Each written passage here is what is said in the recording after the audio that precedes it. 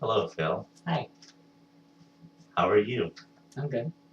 Are you ready to have a completely natural and not forced philosophical conversation? Yes. Okay. Um, so we're just going to talk about utilitarianism and look at Peter Singer's argument for famine, affluence, and morality. And I just want to, before I outline his argument, get just a general understanding of what you think about utilitarianism. Um, so I think a lot of modern society is somewhere between, I think, most heavily influenced by utilitarian ethics and Aristotelian virtue ethics. Um, I think it's more heavily built upon Aristotelian ethics, and then since has become influenced by the greatest good for the greatest amount of people. Um, so it has like a strong history in uh, Aristotle, but has since started to adapt that. And so I think because of that, the utilitarian ethic is really relatable to a lot of people, and a lot of people use it and apply it without necessarily knowing it, So like knowing the technical. right. So you think that they use that the Aristotelian ethics are a base, and we kind of use the utilitarianism to measure and apply that to the real world. Yeah, and I don't think that they're necessarily like the true virtues that are inherent to the world, but that our society is so heavily built upon them that they're kind of ingrained on us from a young age. Yeah. And then we use our whole society is so built upon them that we use other frameworks to apply them. Right.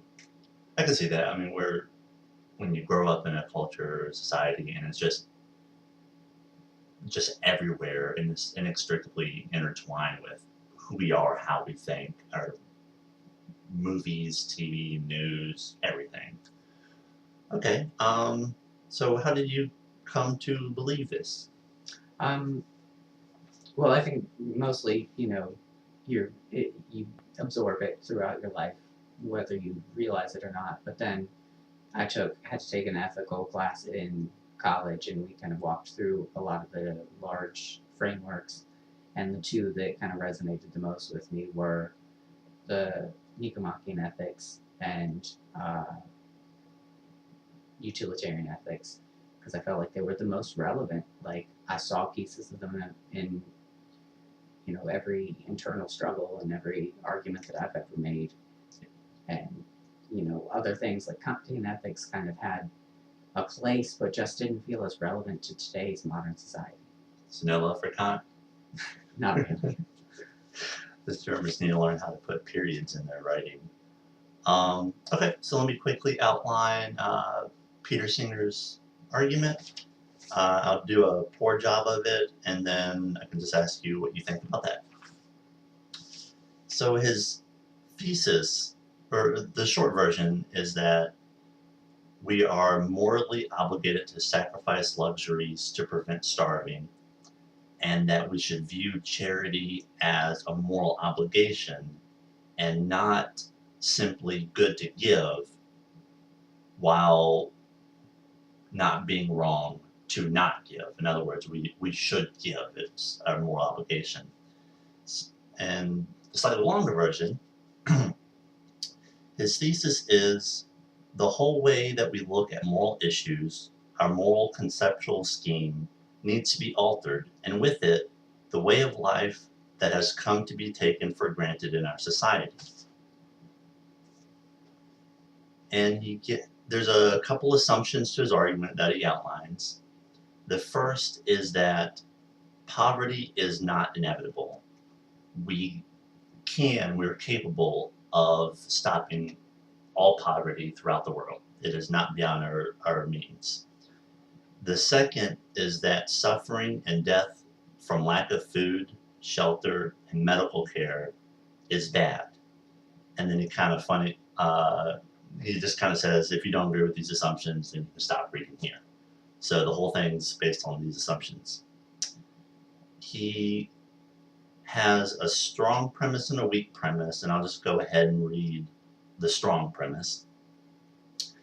If it is in our power to prevent something bad from happening without thereby sacrificing anything of comparable moral importance, we ought morally to do it. His second premise is it is within our power to prevent this bad thing from happening, poverty. And his conclusion is we are therefore morally obligated to prevent poverty. So if we can prevent a bad thing, we should. It is within our power. Poverty is not inevitable, therefore we should. And there's a has a couple of caveats to this is that you don't sacrifice anything comparable and that you don't do something that is wrong in itself. That's not inherently wrong to stop the poverty.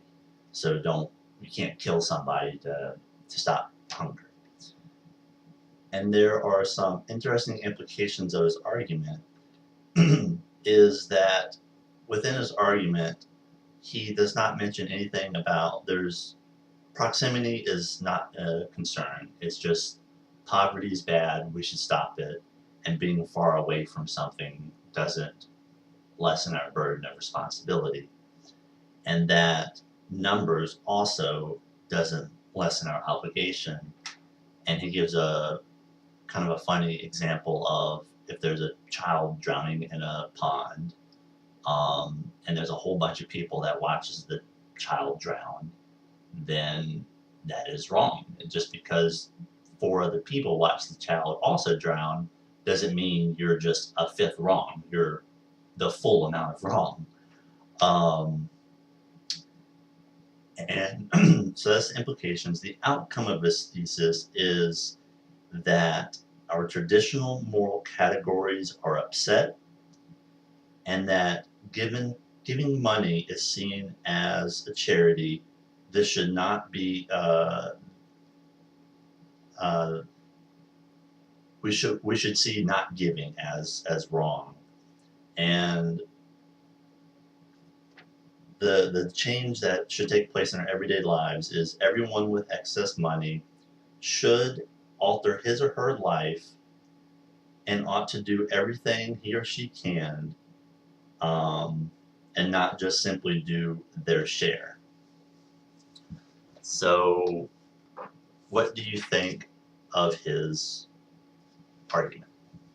I think the biggest hurdle I see to overcoming the vast discrepancy between the way our society lives and his ideal of the way it should live, because we really do glorify self-indulgence in a lot of mainstream society.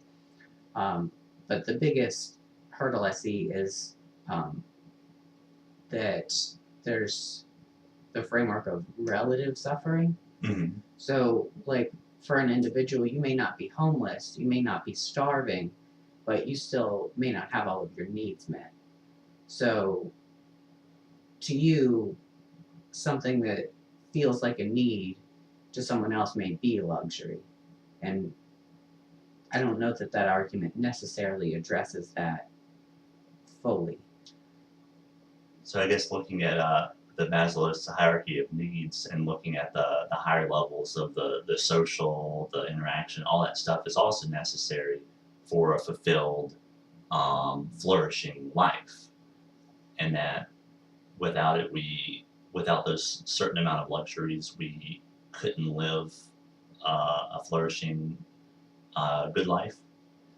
Yeah, and I mean, to a degree, some of those things, like even just drawing from my personal experience, there have probably been points in my life where I had the extra money I could donate to charity, but instead I took that money and I went back to school, and then I was able to become something even more to where I have even more extra money to where I could actually donate more to charity. Yep. But if you don't reinvest that in things for yourself and you give everything to charity right up front and never, and I guess that's not necessarily a luxury, but still it was not a necessity. I don't think he sees those things as, for Peter Singer, that wouldn't be a luxury. That would be a necessity to continue with the way of life. And I think the way he words it is looking at the GDP. If you don't invest in education and things of that nature, then business will suffer, and then overall you would have less means to give. So there is a certain amount of continuing your education, your business, your career, like you said, so you can continue to give more and more. And what do you think about the distinction, like trying to draw the line between what's a luxury and what pushes you to becoming a better person, putting yourself in a better position to give more later? I mean, I think that's where the line starts to get blurry too, because a lot of what our society tells you to do is always just keep pushing forward. As you increase your earnings, you increase your means. Mhm. And so with every new raise, you increase your uh, means of living and your cost of living. And then there is no actual extra money to donate to charity, to give back, because that's just what society tells us to do, and it's not in line with the way. I think that's part of the hurdle we would need to overcome to live this way.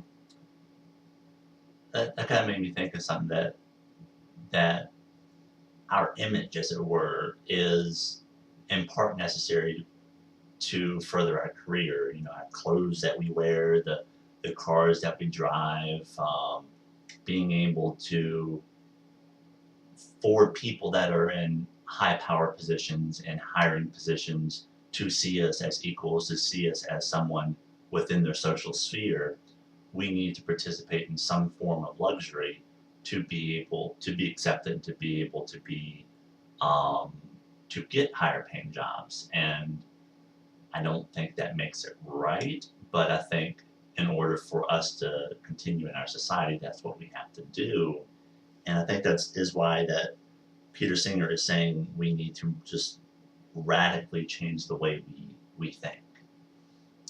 I think that's one of the biggest issues with uh, Singer's argument, is just that it doesn't necessarily address how we get there systematically, because the whole system does rely on things like image and what are essentially luxury items that are built into your progress, like you needing a suit and uh,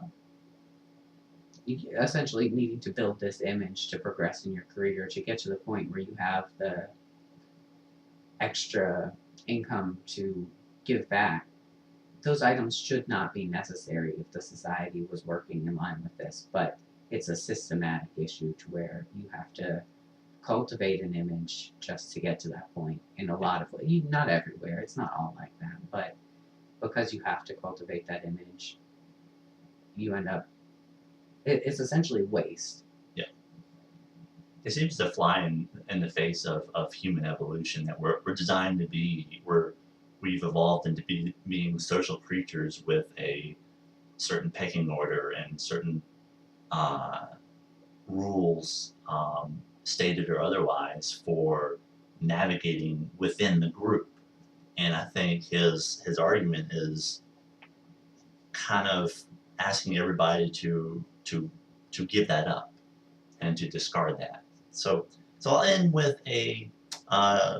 I'll end with a kind of a light question: is do you think people in affluent positions can morally enjoy a beer, ice cream, or a new shirt if people are starving or cold somewhere else in the world? A light question. Um, Morally,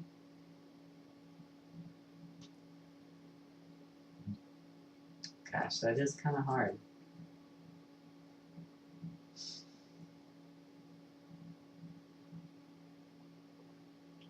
I Will they do it? I'll ask you this. Will you have ice cream when you come home from work tonight? Not tonight. Not tonight. I think regardless of, maybe they're just not thinking about, I think that's the biggest part is you put it out of your head. Yeah. But ultimately you also don't necessarily get to that level without making some of your own sacrifices, without suffering in some ways. And granted, your suffering may not be the same. And it's apples to oranges. You can't necessarily compare the ways you've had to sacrifice to the way a poor person living on the street has sacrificed. It's definitely not the same. But in order to keep pushing or to keep living your life, I think people still need to be able to enjoy their lives. Yeah. And that was one of the other things that you get to touch on is just if those luxury items are able to make people happy and to give them a reason to keep doing what they're doing and they motivate them, then I think that does still potentially increase productivity and push them towards an end goal where it's not necessarily just a luxury item, it is a motivating, useful tool. So it's not without use. So I guess that is a good place to end, but just to make sure I understand what you're saying, I guess that's pushing an item from a strict definition of luxury to some ambiguous line that's kind of hard to say whether it's a luxury or if it pushes or if it is a necessity for that person. Yeah. Okay. All right, somewhere in between. Yeah. All right, thank you very much for talking philosophy with me at 7 in the morning. All right, thank you.